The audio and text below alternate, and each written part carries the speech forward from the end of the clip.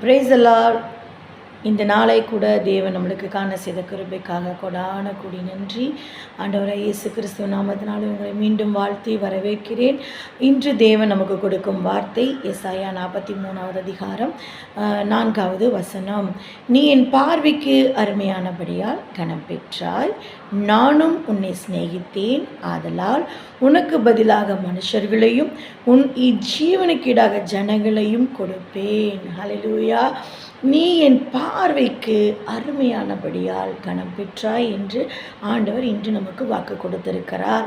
கனமில்லை என்று நீங்கள் வருத்தப்பட்டிருக்கலாம். என்னை எந்த இடத்துக்கு போனாலும் என்னை கனவீனமாய் படுத்துகிறாங்க, என்னை கூட ஒரு மனிதனாக கூட மதிக்கிறதே இல்லை அப்படின்னு நம்ம நினைக்கிற அநேக நேரங்கள் உண்டு. ஆனால் ஆண்டவர் சொல்கிறாரு, நீ என் பார்வைக்கு அருமையாக இருக்கிற, உன்னை நான் இன்று கனப்படுத்துகிறேன். ஹல்லேலூயா. இதை விட பெரிய வார்த்தை என்னங்க இருக்குது?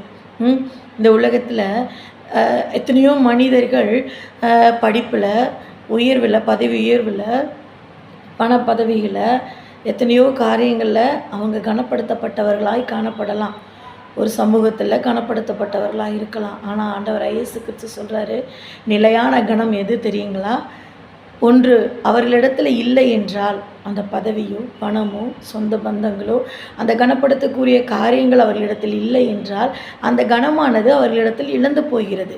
ஆனால் ஆண்டவராய் கொடுக்குற கனம் என்றென்றைக்கும் நிலையாய் நிற்கக்கூடியது. ஹல்லேலூயா. ஆண்டவர் சொல்கிறார், நீ என் பார்வைக்கு அருமையானபடியால் இன்று உன்னை நான் கனப்பெற்றாய் என்று ஆண்டவர் இன்று நமக்கு வாக்கு கொடுத்திருக்கிறார். ஹல்லேலூயா. அந்த வாக்கை பிடிச்சு கொள்ளுங்க.